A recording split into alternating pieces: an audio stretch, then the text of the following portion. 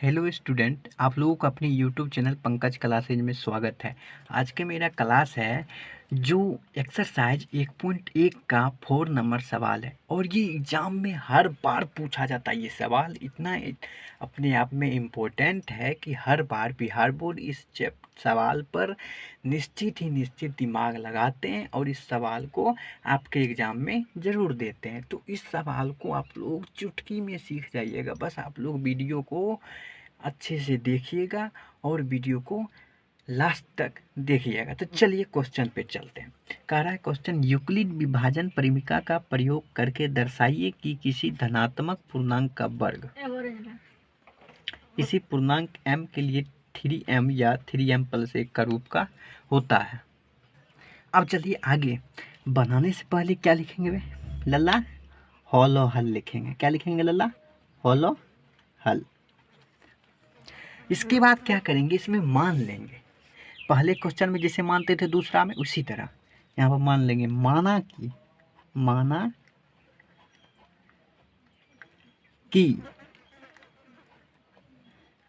कि कोई धनात्मक पूर्णांक, यहाँ पर देखिए धनात्मक पूर्णांक दिया है या किसी धनात्मक पूर्णांक, कोई धनात्मक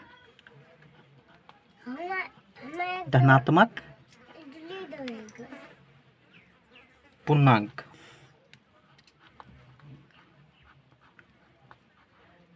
क्या लेंगे? माना कि कोई धनात्मक पूर्णांक a है। क्या मान लेंगे?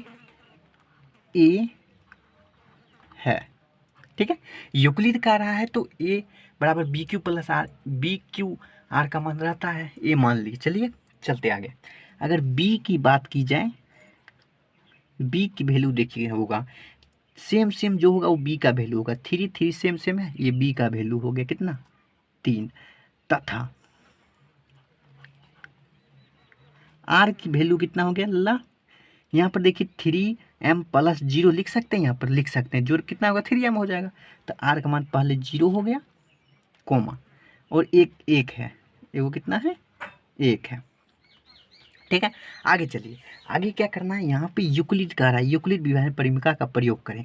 यहाँ पर यूक्लिड का सूत्र लगाएंगे। यूक्लिड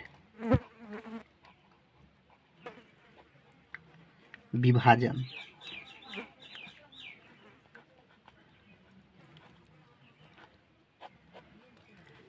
परिमिका से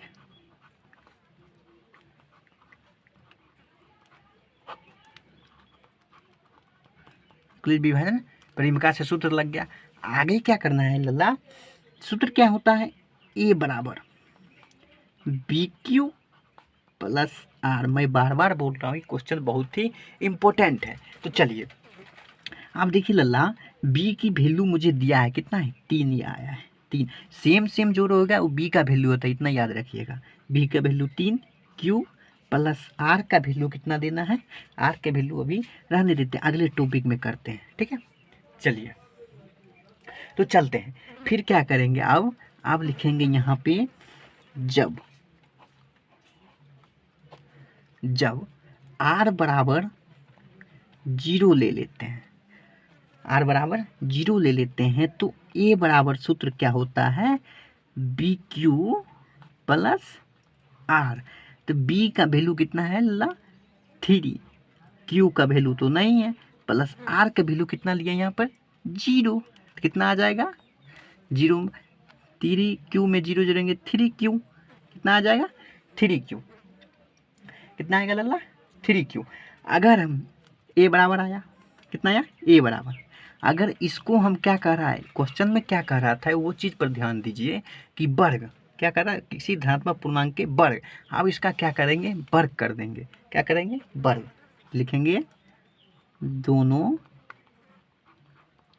तरफ वर्ग करने पर, घन करेंगे दोनों तरफ, वर्ग करेंगे तो दोनों तरफ। ठीक है, करने पर। ठीक है, दोनों तरफ वर्ग करेंगे तो क्या होगा? ए स्क्वायर, इधर से होगा 3q का होल स्क्वायर। अब ए स्क्वायर क्या होगा? ए स्क्वायर। आप देखिए 3 के स्क्वायर करेंगे तो 9q स्क्वायर, 9q स्क्वायर हो गया।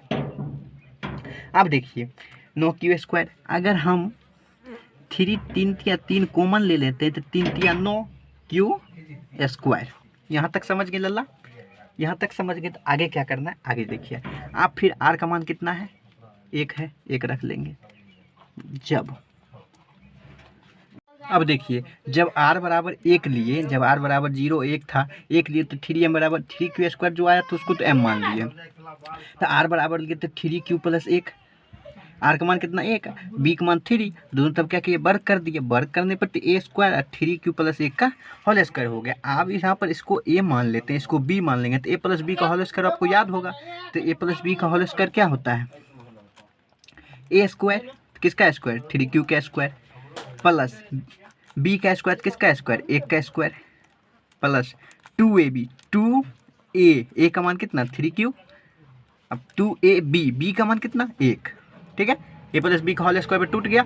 अब देखिए a स्क्वायर फिर होगा 3q का होल स्क्वायर है, 3 का स्क्वायर होगा तो 9 और q का स्क्वायर होगा तो 3q स्क्वायर, प्लस 1 का स्क्वायर 1, प्लस 3 दूनी 6, 6 गुना करेंगे 6q।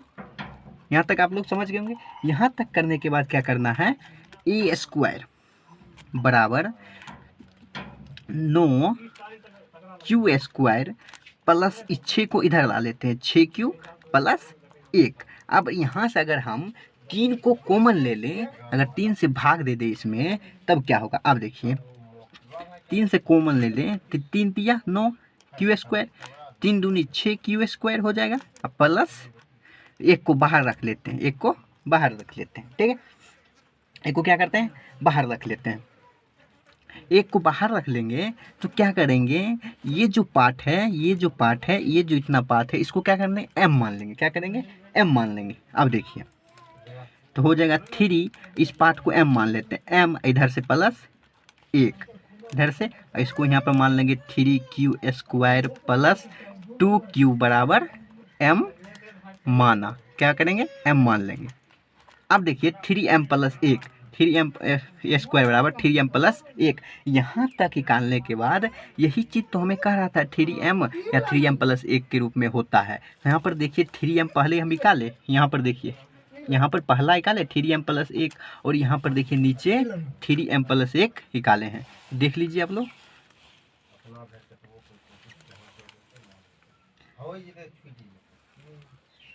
अगर ये वीडियो आप लोगों को अच्छी लगी तो प्लीज़ चैनल को like, comment, share and subscribe जरूर कीजिएगा और मिलेंगे नेक्स्ट वीडियो में। तब तक के लिए धन्यवाद।